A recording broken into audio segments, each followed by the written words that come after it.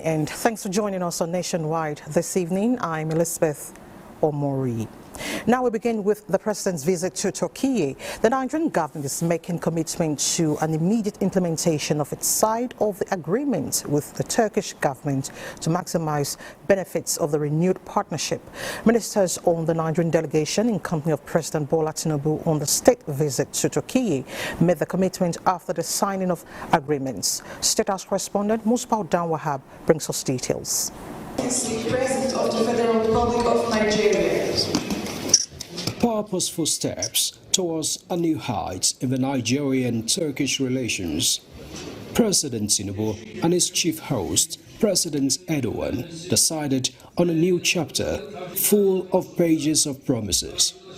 It was after a private meeting between the two leaders and then a parallel ministerial bilateral talks. Nigerian ministers of Interior, Women Affairs, Finance, Trade, Science and Tech, among others, engaged their Turkish counterparts. Months of engagements ended up in a historic signing of 9 agreements. Both countries now have new level of cooperations in the fields of diaspora policy, media and communication, higher education, quality infrastructure, declaration establishing Economy and Trade Joint Committee, agreements on defense cooperation, Foreign Affairs Academy, and cooperation on development of women and social welfare. We've engaged extensively, so we've been able to come out with very concrete plans on how we can be able to strengthen our family agenda of Mr. President. As part of our Family First agenda, we're trying to strengthen our social workforce. We're trying to place a strong social cohesion strategy that will protect not just the family unit, but in turn strengthen our communities and also provide us social and economic opportunities for our women, the vulnerable, the elderly. With similar experiences in the fight against terrorism, Nigeria and Turkey have decided to act immediately on their defense cooperation. We want to see those low-hanging fruits that we'll be able to take up as quickly as possible. Both presidents have agreed that it is important that we hasten what we're doing together and make it work. And so we, on our own part, we're taking up from there. The signing of the agreements has made it very, very clear that time shouldn't be wasted. We need to move on, and that's what we want to do. We've sort of conquered the fiscal issues we have in Nigeria. The issues we're now looking at is security, right? Coming here has also been an eye-opener. Turkey is a country that produces its defense articles.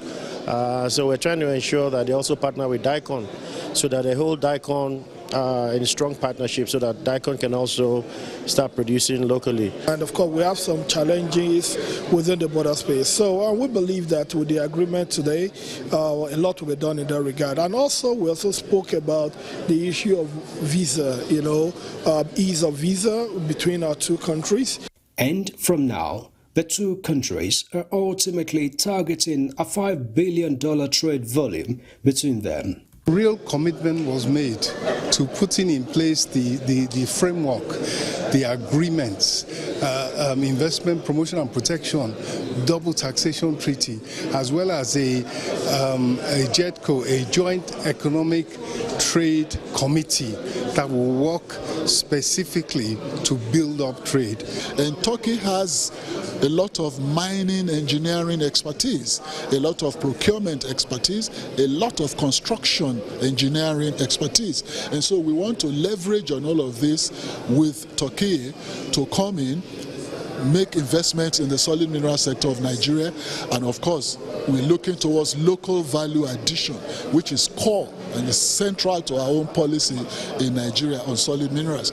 President Bola Tinubu and his Turkish counterparts commit to working the journey together towards a safer world and more prosperity for their peoples. From Ankara, Musbau Danwahab, NT News.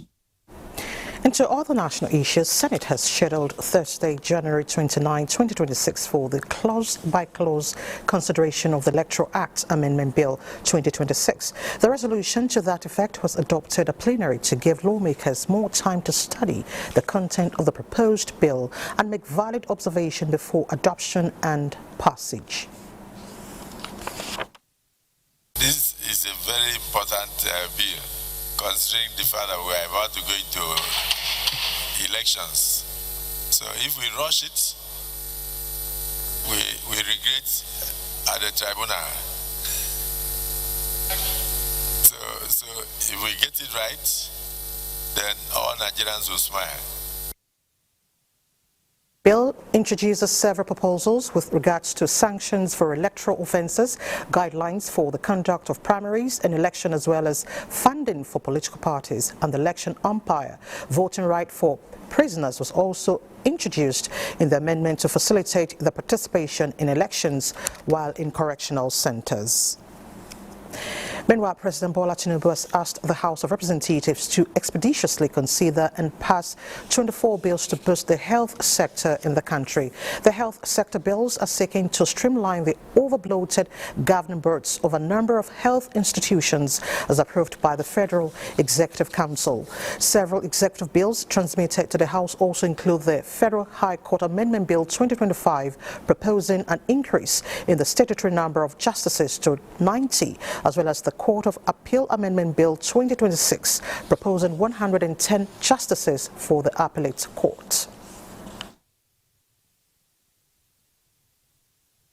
The House of Representatives is invited to note that the proposed increase of the Federal High Court justices from 70 to 90 will significantly improve the judge-to ratio, enhance the speed and quality of adjudication, and allow for greater judicial specialization in technically demanding areas such as terrorism, financial crimes, taxation, intellectual property, maritime law, and election-related litigations. The Court of Appeal Amendment Bill 2026 provides for the conduct of proceedings of the Court of Appeal through electronic and audiovisual means.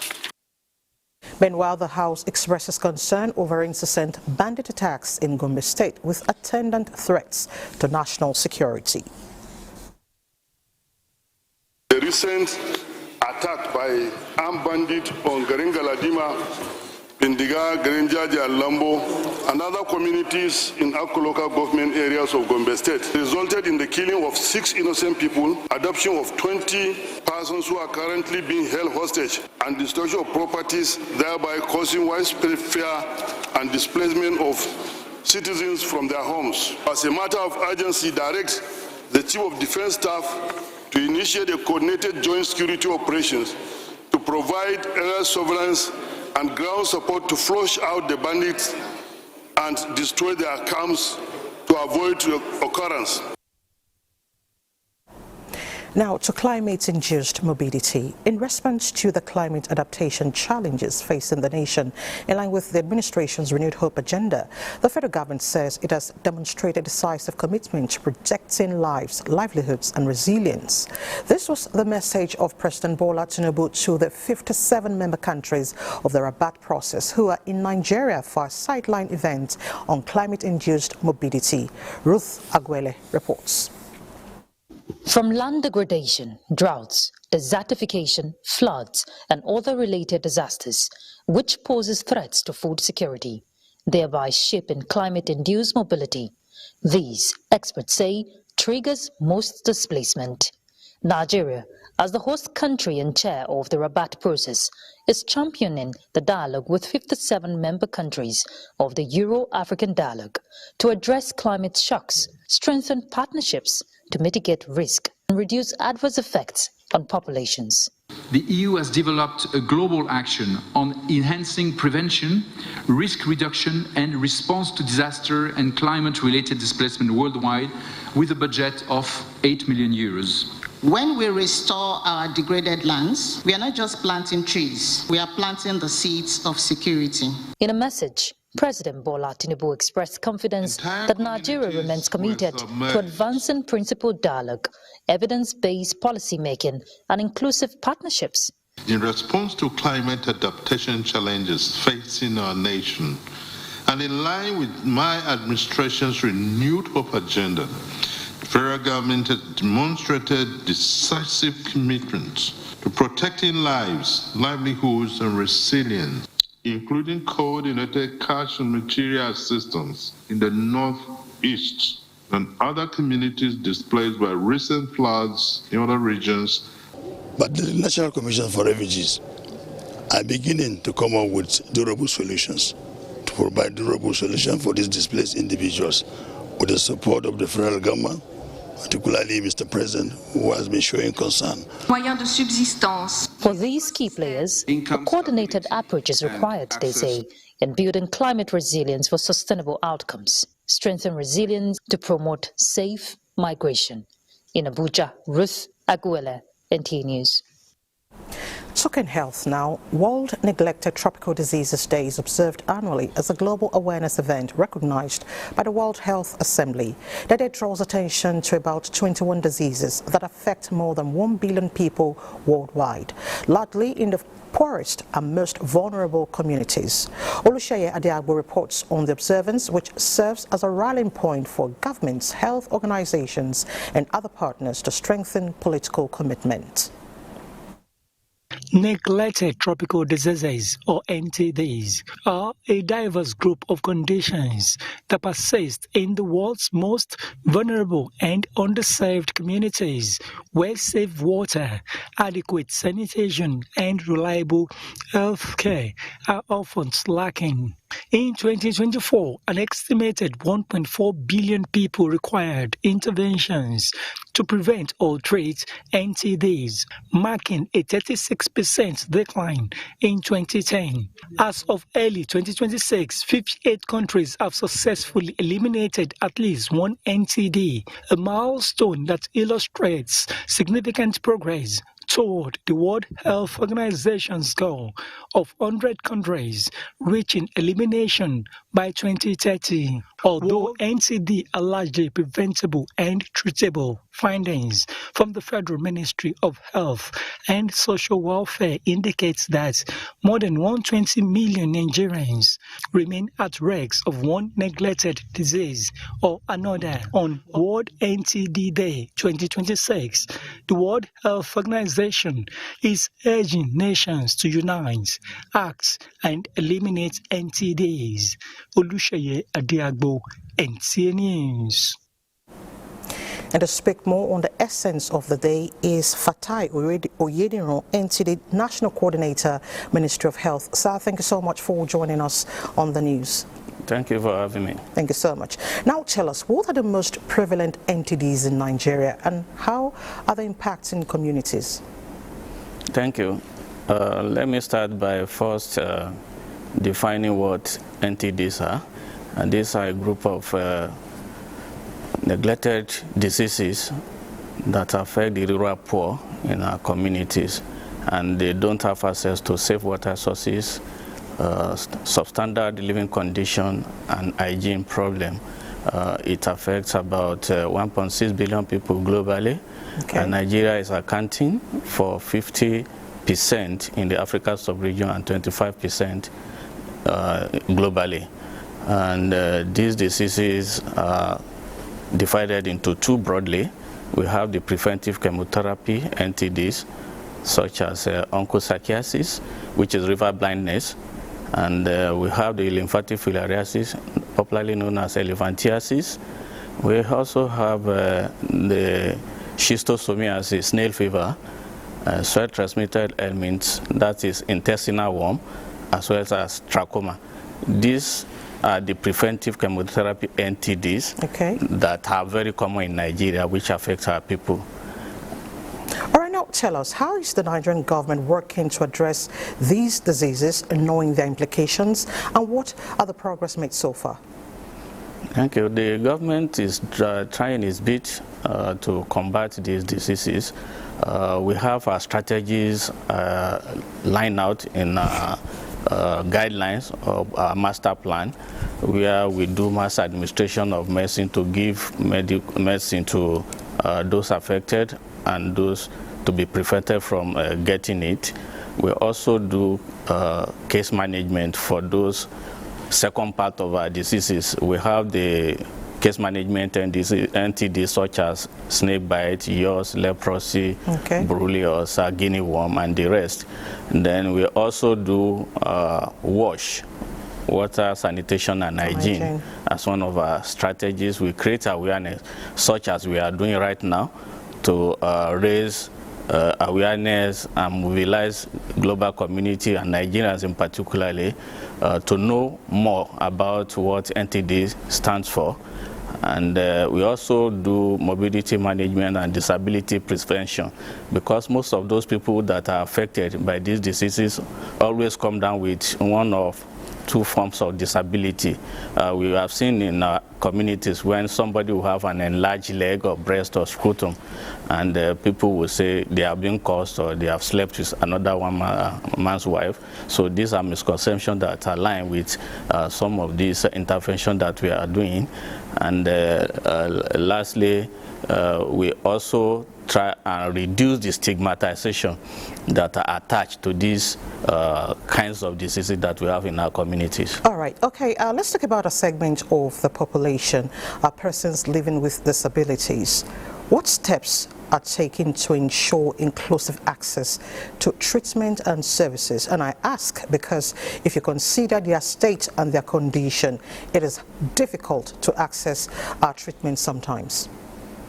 Yeah, thank you. Definitely, for every program there are challenges, despite the fact that the Nigerian government has made a provision, budgetary provision to intervene in some of our communities with regards to NTD's programming. We distribute these commodities to those affected, and in every community we have people we call as community direct distributors who are recruited from their domain in those communities. We try to improve on how this medicine gets to those facilities and our communities where they are being treated by all our LGA coordinators as well as the CDDs. And in every state we have desk officers that also manage and coordinate activities in the 36 states and the FCT. And we are improving on how we could get most of our medicine that are donated from abroad so that they will come on time and we get it distributed to the endemic state. And this will facilitate how we distribute or treat those affected as soon as possible once those medicines are available for us. All right, so let's quickly talk gaps. What are the funding gaps or other gaps we need to address to effectively combat NTDs in Nigeria? Thank you. From the master plan that we developed in 2023, Nigeria requires about 8.6 billion naira to combat NTDs for 5 years. And the federal government, through the management ably led by the Coordinating Minister of Health and Social Welfare, Professor Mohammed Ali Pate, the State Minister, Dr. Salako, and our Permanent Secretary, Daju Kacholom, as MNI, have made adequate provision, budgetary provision in our annual budget for NTDs. For instance, in the year 2023, over 1 billion naira was released to NTDs, and 425 million specifically for procurement of anti-snake venom to those areas where we are having issues of snake bite, like Gombe State, Plateau State, Adamawa, Borno, Enugu, and the rest. And moving forward, allocation began to dwindle because of the peculiarity of our country now to 500, 400 million. So we have budgetary provision for the NTDs, but we are trying to show up to improve because of the U.S. funding freeze that we had last year.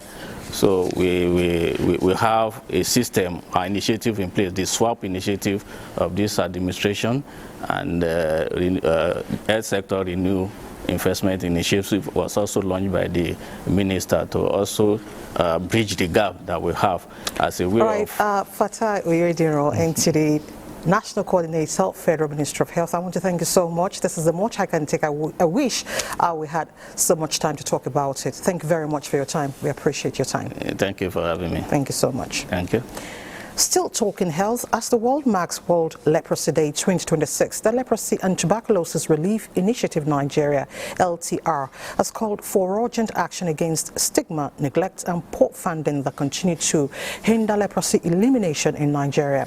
In a statement by its Communication and Media Officer, LTR noted that this year's global theme, Leprosy is Curable, the real challenges is stigma, underscores the need to tackle harmful social attitudes despite medical advances. LTR urges government to increase funding for leprosy control and welfare, calls on donors to sustain support, encourages the media to promote dignity-based reporting, and appeals to communities and faith leaders to embrace inclusion, stressing that ending leprosy is both a social and moral responsibility.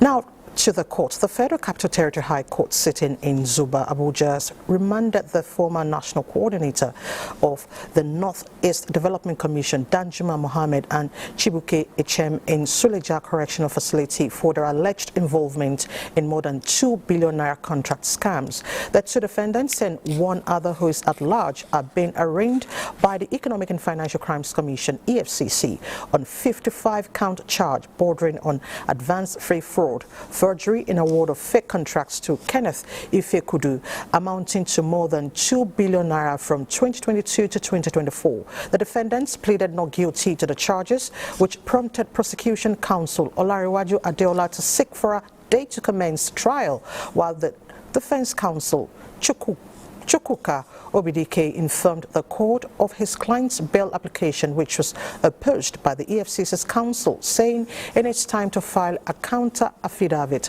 After hearing both parties, Justice Kezia Ogbona issued the remand order and adjourned the case to March 25 for commencement of the trial. You're watching Nationwide on NTA. Let's head to Lagos for more reports.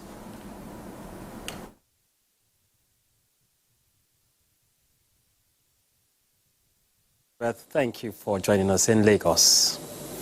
Relentless environmental conservation of a forest reserve in Ikoyi-Ishokan local government in Osun State has placed Nigeria on the global stage. The forest has been recognized by the United Nations as a key biodiversity area for its protection of the Ibadan malimbe and other endangered animals and plants. Joel Popola reports the 350-acre forest reserve has become a safe haven for species on the brink of extinction. The journey of 1,000 miles begins with a step. For the Abayomi family, a deep passion for environmental conservation gave rise to the Emerald Forest Reserve. 3 decades of steadfast protection of nature from destructive activities of humans.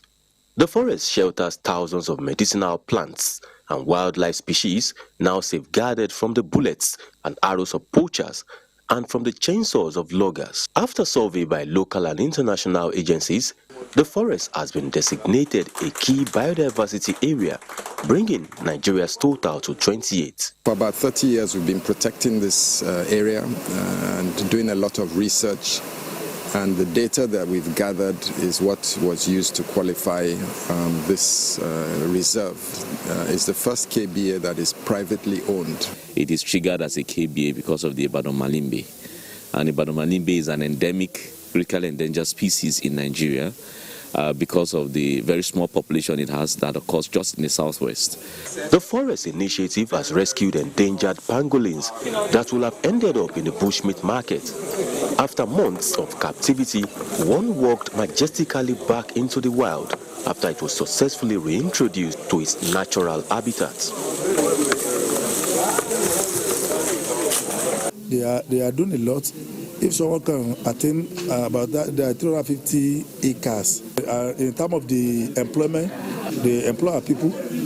With the key biodiversity areas only covering just 3% of Nigeria's landmass, experts believe there is still a lot of work to be done. In Lagos, Joel Popola, NTA News.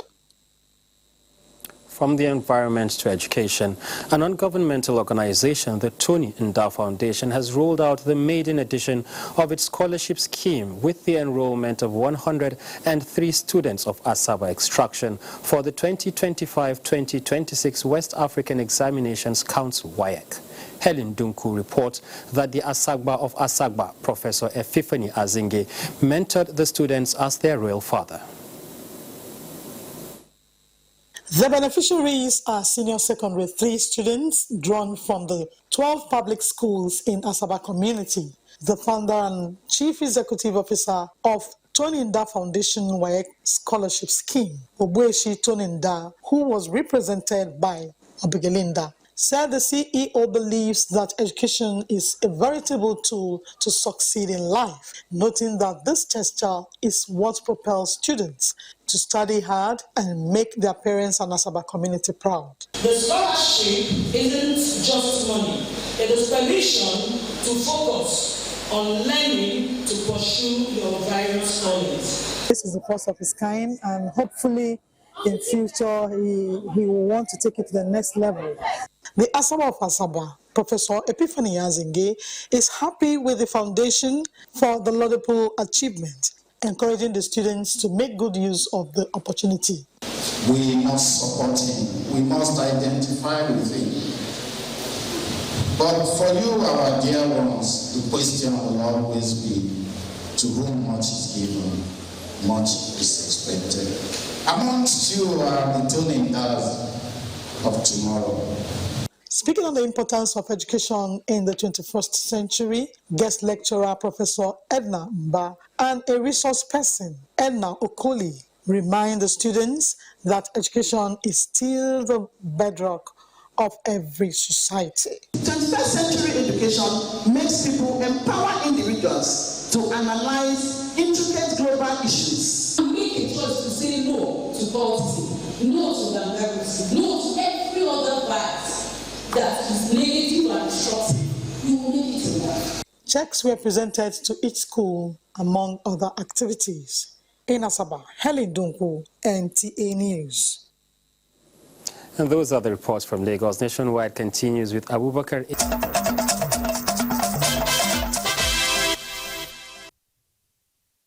There, Nationwide now continues in Maiduguri. After more than 11 years in exile, over 3,000 Nigerian refugees in Cameroon from Goza are finally returning home as Borno State government begins the process of voluntary repatriation. Here is Pauline Kujivana with the rest of the story. The repatriation exercise is being carried out in collaboration with the Federal Ministry of Refugees, Migrant and Internally Displaced Persons, translating long-standing commitments of government into concrete action. Governor Babagana Umar Zulum had earlier assured refugees of a safe, voluntary and dignified return during a visit to the camp in December last year, a promise now taking shape. A high-powered delegation led by the chairman of the Borno State Subcommittee on Repatriation, Lawan Abawe Kilbe, visited the Minawawa refugee camp in Morua, where they held meetings with officials of the United Nations High Commissioner for Refugees and the governor of Cameroon's Far North region. Discussions focused on finalizing logistics and safety arrangements for the return of more than 3,000 refugees, with UNHCR providing technical support to ensure international protection standards are met. His Excellency, the Executive Governor of Borno State, was here on the 8th of December and he made commitments. The federal government and the technical working group, they are here with our might to support this exercise. The governor of the Far North region, Mijinyawa Bakari, commended Borno State government for sustaining strong bilateral relations with Cameroon, describing the cooperation as key to the protection and successful reintegration of displaced persons. We also thank the Governor Professor Zulu, because he's the one who accompanied the refugees. The returnees are feeling fulfilled, returning home with dignity and renewed hope after years of displacement caused by insurgency. In Maiduguri, Pauline Kujevana, NTA News. Away from issues that have to do with repatriation now to talk education. In a celebration of learning, the United Nations Children's Fund, UNICEF, and the Nigeria Education in Emergencies Working Group brought brought schools together across Borno State to mark the 2026 International Day of Education, themed The Power of Youth in Co-Creating Education. Students competed in spelling bees, drills, and mathematics challenges. Tina Toro was there for us. A scientist example. The scientists made a breakthrough in cancer research. The event drew dignitaries from the Ministries of Education, Youth and Sports Development partners and other stakeholders who praised ongoing efforts towards ensuring that education goes beyond classrooms to nurture creativity, innovation, and problem-solving skills. Representative of the Commissioner of Education, Hawamu Sogwuma, and that of Youth and Sports emphasized that education is key to building leadership, discipline, and critical thinking among young people, qualities essential for sustainable nation building. UNICEF representative highlighted the importance of teamwork, noting that over 4,600 youths have been supported to return to school and gain skills for sustainable livelihoods, reaffirming UNICEF's commitment to inclusive and innovative education systems. Over 255,000 young people have now gained access to digital learning through mobile data. More than 400,000 youths now have connected to skills, livelihoods, and empowerment pathway to use agencies marketplace. The event ended with award presentations to outstanding participants, leaving attendees inspired and hopeful about a future led by knowledgeable, creative, and empowered young people. In Maiduguri, Tina Toro, NTA News. Elizabeth in Abuja has other news of the day for us. Good evening to you. Thank you so much, Abubakar, and good evening. Still talking education, the Joint Admissions and Matriculation Board, JAM, says candidates already enrolled in tertiary institutions may register for the 2026 UTME or direct entry, provided they disclose their matriculation status.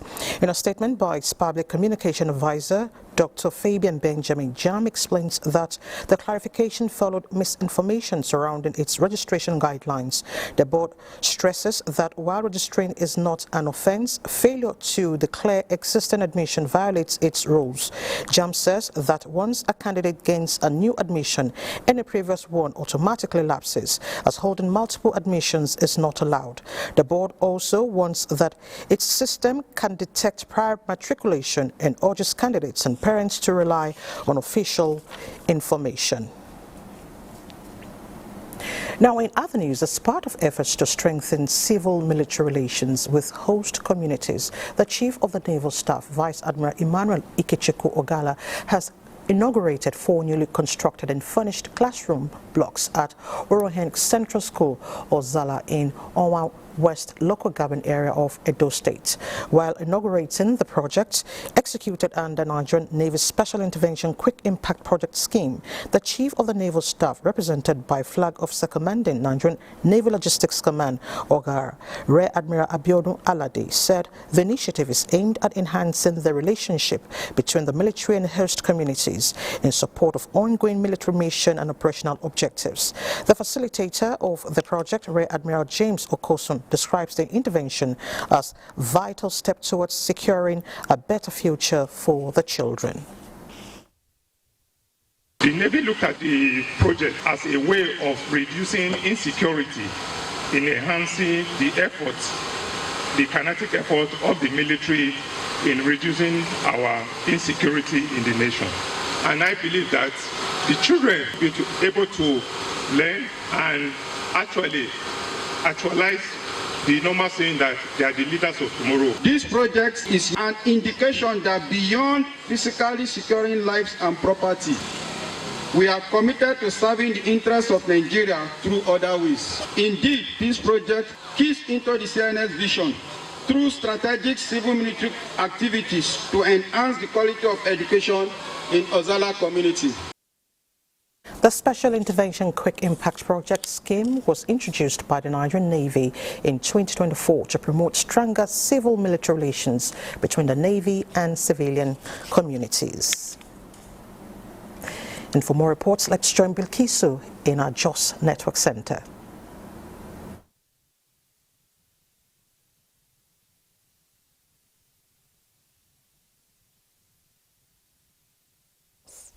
In a bid to promote sustainable green initiative and healthy school environment, the Plateau State government has introduced school gardens and economic tree planting program in selected basic education schools across the state. Priscilla Grumnan reports. The persistent effects of global warming and climate change have continued to raise concerns over environmental degradation, food insecurity, and human survival worldwide.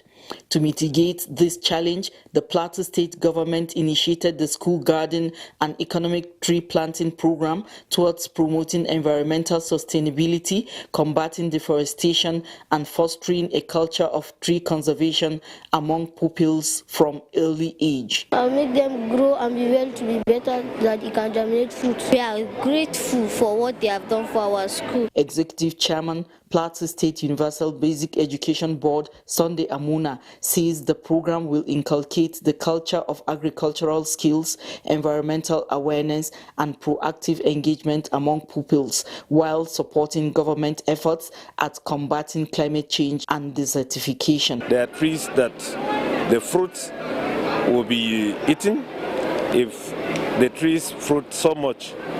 Instead of allowing them to waste, they can sell and get some resources to improve on certain things in the school. This is aligning to the vision of the multi-sectoral plan of action for food and nutrition in Plateau States. The school gardens and tree planting program is expected to be rolled out in phases to other selected basic education schools across Plateau State, with 136 schools already benefiting from the initiative. In Jos, Priscilla Grumnan, NTA News. Plateau State government has restated ongoing efforts to strengthen healthcare delivery in the state. Governor Mutfwang made this known when he received on courtesy visit the national president of the Nigeria Association of Resident Doctors. Indiang Andiabagyang has details. Key discussions with the national president of the Nigerian Association of Resident Doctors focus on issues affecting the health sector, including the welfare of resident doctors and strategies for improving healthcare delivery in Plateau State. The governor highlighted his commitment to securing health facilities to enable health personnel work efficiently. He also urged the association to adopt constructive engagement with government rather than confrontation in addressing their challenges. Glad that you averted the national strike, which would have cost the nation a lot, not only in terms of human lives. There are facilities that when you shut down, restarting them is also a cost. And we always have to look at these things. But I can assure you that on my own part, I will do all I can to be able to address the immediate situations of our doctors on the plateau. The national president of the Nigerian Association of Resident Doctors, Dr. Mohammed Usman Suleiman, commended the governor's proactive leadership and commitment to the plight of resident doctors and called for sustained collaboration for the benefit of citizens. We have a problem right now in this country, and that problem is JAPA, and it's affecting everybody. We would hope that with your kind consideration, we will reverse the trend in Plateau State. In Jos, Indenyan, and Abuja, NTA News.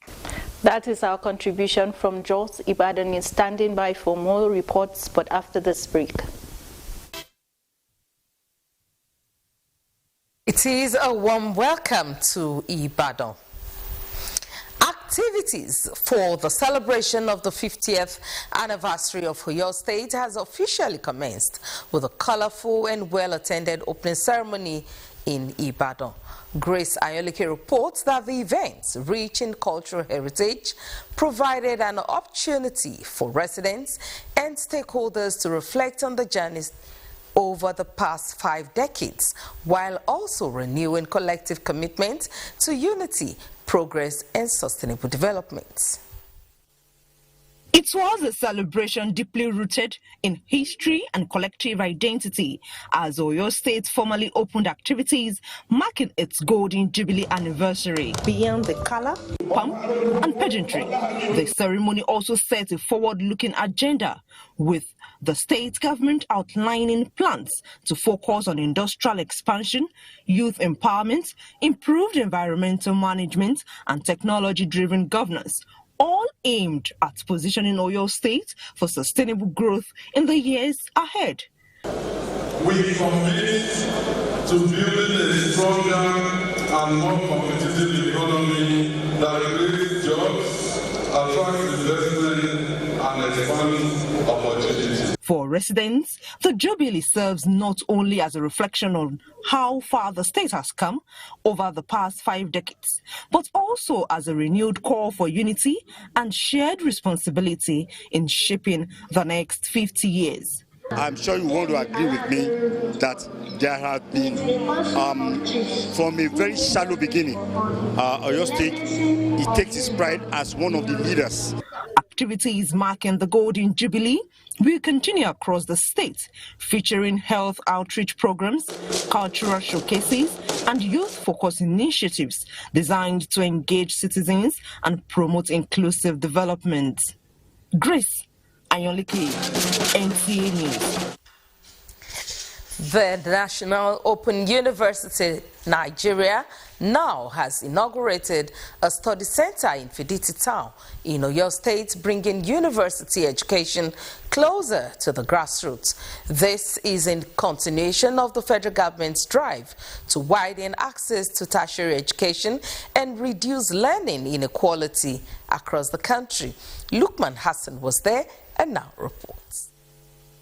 The inauguration of the now Fiditi Study Center is described as a major educational intervention aimed at addressing years of limited access to higher education in Fiditi and neighboring communities. Education remains the bedrock of development, and together we must seize this opportunity to uplift our community. Other dignitaries at the event described the establishment of the study center as a landmark achievement and a long-awaited project that will positively impact youth development, adult education, and economic empowerment in the town. They should encourage the Open University by ensuring that they don't give them any action. Good for our people because it allows people to work and at the same time allows people to study. The now delegation explained that the siting of the Fiditi Study Center aligns with the university's mandate to expand the frontiers of learning. We are committed to providing quality learner support,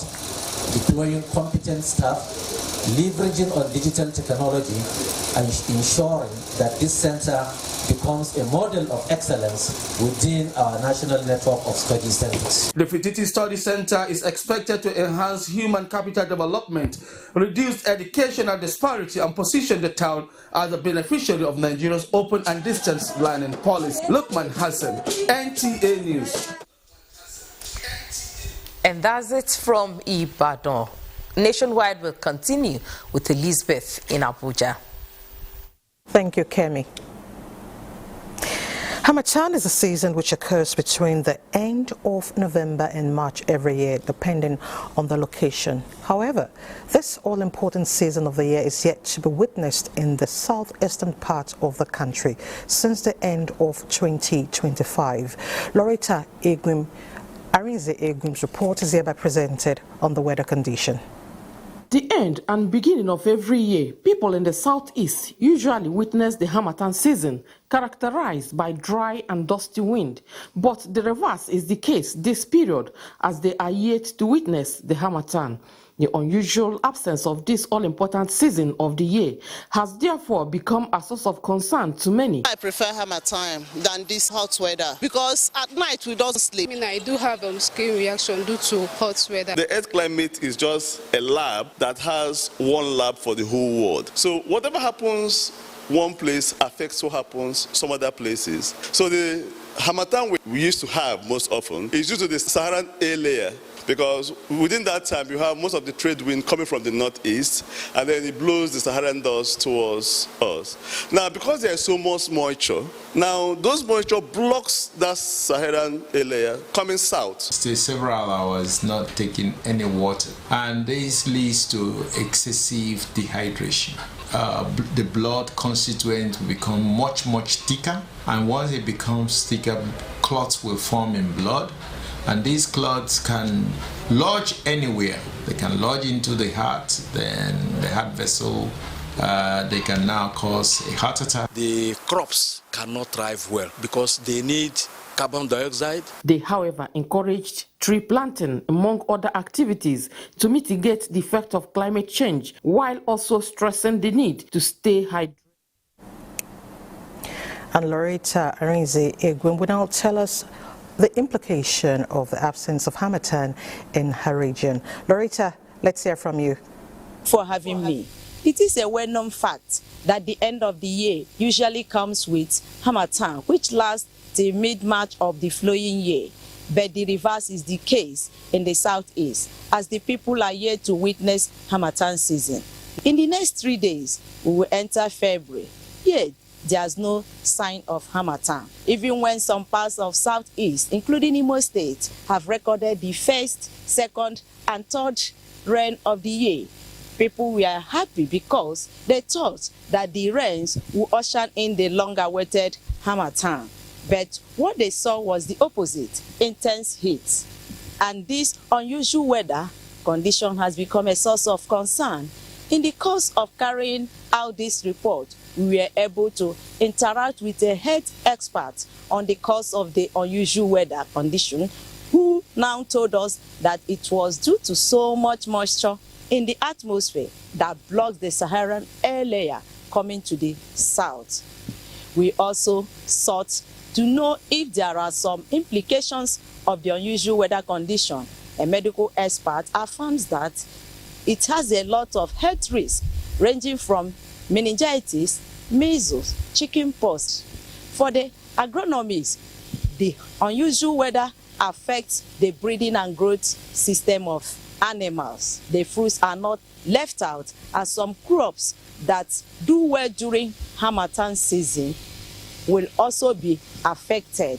It may also interest you to note that climate experts in Imo State are planning to organize a seminar that will involve those in education sector, farmers, those in construction, and other people.